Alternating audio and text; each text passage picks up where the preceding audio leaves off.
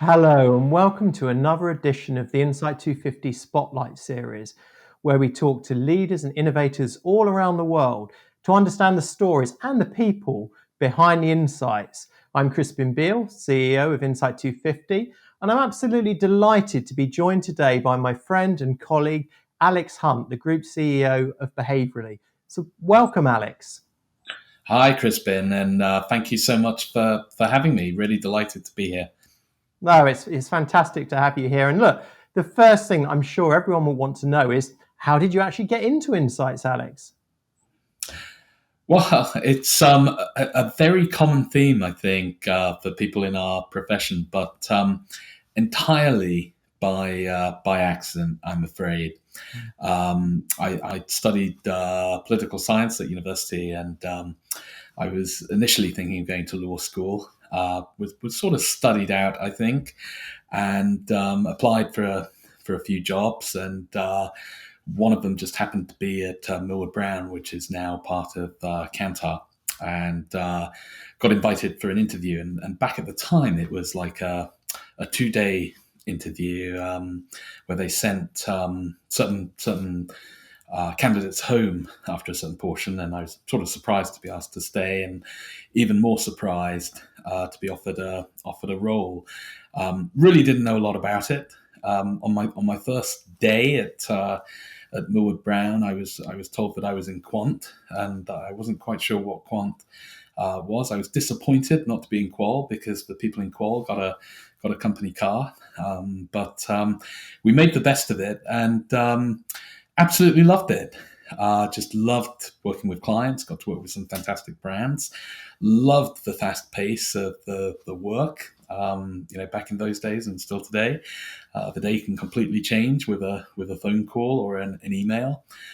Loved the travel, got to travel the world, and ultimately got to work all over the world with some fantastic people, and doing something that I think really makes a difference. And so it's a complete mistake that I managed to get into the field of data and insights, but probably one of the best mistakes of my life. And I'm sure, knowing and talking to a lot of people in the industry who also came into the business, by good fortune. It's a very common thing among many of us, really. Yeah, absolutely. I think there's a lot of us that got into it by accident, but that's interesting. I hadn't realized that potentially you could have been a lawyer, but it sounds like you're enjoying it so much. But if you were choosing again, law, research, and insights, would you make the same decision? I think I'd make absolutely the same mistake all over again. But hey, that's without any offense to any lawyers or prospective lawyers that might be out there. And I do think actually with Insight, some of the skills are very, very much similar, right? It's about finding an argument grounded in some data, be that data numeric data, be it qualitative data, be it legal information, and really making a forceful argument in order to represent that point of view. And I think some of those skills are very transferable. Yeah, I mean, that storytelling is so important. But look, it's definitely a really fast moving industry. How do you see the role of insights evolving within the shopper research space that you're very active in? Yeah, great question. I mean, as many in the audience will know, Behavioral is really the market leader for all things packaging, and our mission is really to support consumer brands at that most important moment in marketing, that moment when the purchase transaction takes place. And obviously, there's many things that we work on leading up to that, but packaging is really, really, really important, be it at the physical shelf or the digital shelf. Um, and how's it changing? Well, you know, three ways. First of all, it's undoubtedly insights is going to be more accessible. So it's going to be faster, and it's going to be much cheaper. There's no question about it. And because it's more accessible, both cheaper and faster, it's going to be more prevalent. We're going to see much more predictions about how people are going to behave based on consumer data at that moment of transaction. I think, secondly, it's going to be better as well, right?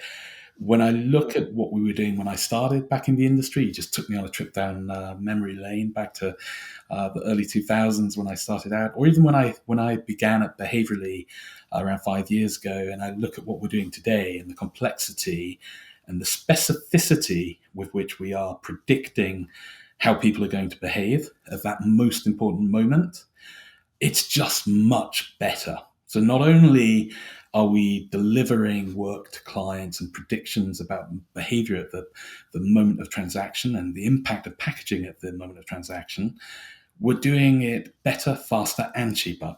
And for behaviorally, I mean, we've been able to really pinpoint actually the packaging can drive sales in isolation by up to 5% in a positive direction or a negative direction on the extremes. And then the third place I think it's going to become much more widely used, or the reason why, is it's going to become more human as predictions become much more common, produced much more quickly, much more cheaply, much more accurately, so much better. I think there's going to be a really latent need for some of the adjuncts to research, just talking to people, just qualitative, that support and bring to life those business support predictions. And so we're going to see an awful lot more qualitative around that most important moment going forward. And certainly, that's what we're seeing at Behaviorally. You're talking now about better, faster, cheaper, which I know some of our other interviewees have talked about. So Martin Sorrell was talking about that as well. So I think lots of people talk about it, but are they really doing it? And you've hinted there, I think, the sort of role of AI as well at driving the development of shopper insights. And can you elaborate a bit on that? And how is that driving Behavior's roadmap?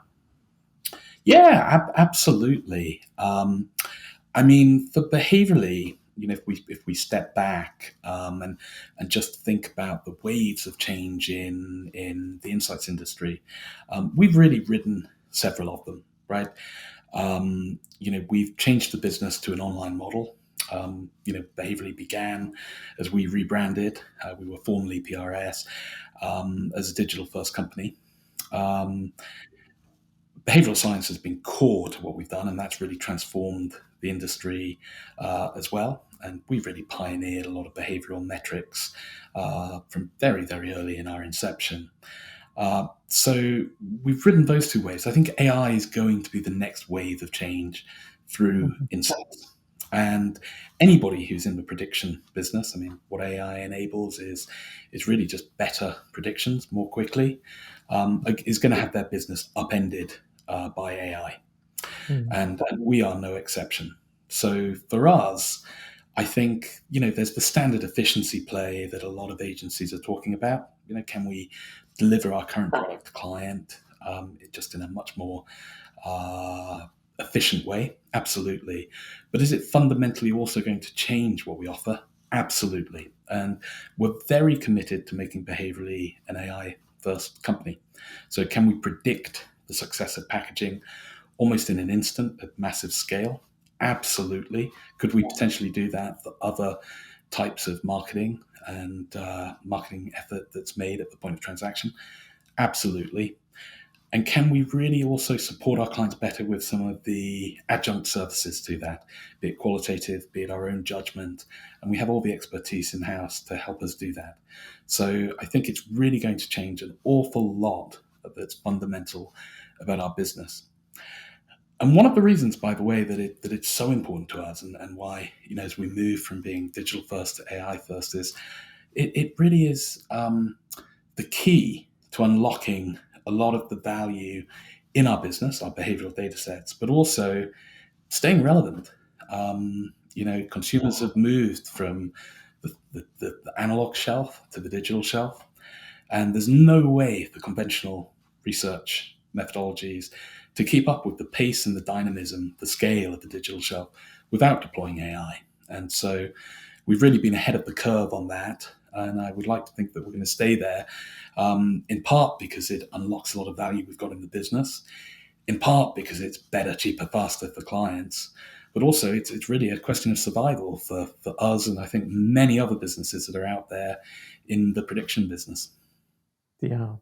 Well, that's fascinating to hear. And look, I think better predictions, better evidence, that ties into an interview we did recently with Jane Frost, the CEO of MRS, where she talked about that being so important and so few people actually doing it. But it's great to actually hear that happening at Behaviourally and you being trailblazing and at the real forefront of doing that. So that really is fantastic. Now, I'm sure something I always ask everyone, Alex, and even more pertinent to ask you as one of the real leaders and indeed a legend, an Insight250 legend. What's your top tip to be a leader and innovator in a profession for our viewers? What should they be doing to be a leader and innovator? Oh, well, if you'll allow me, I'll take two suggestions. I mean, first of all, you have to lean into change and innovation. There's no question. There's a lot that's the double bind of market researchers where we built a business on advising clients and we're reluctant to say, hey, we got it wrong, or we built a business on a methodology and we need to protect that P&L. And I've always taken the view it's better to cannibalize yourself than have someone else do it to you. And the forces of technology, AI as a wave of transformation across the industry are irrepressible. And it's absolutely key to face into innovation and create new approaches and be totally open to that and totally open to the idea that, hey, maybe what we were doing in the past wasn't perfect. The double bind in market research is something that I feel has really held the industry back. The second would simply be, as a leader, doing the right thing. And I think it's really easy to do the right thing when things are going well and you're not faced with any difficult questions and nobody's looking at you.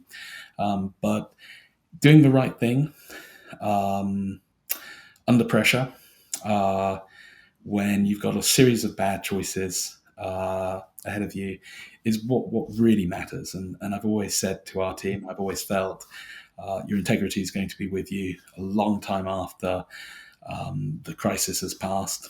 Any clients come and gone, any issue facing the business has come and gone.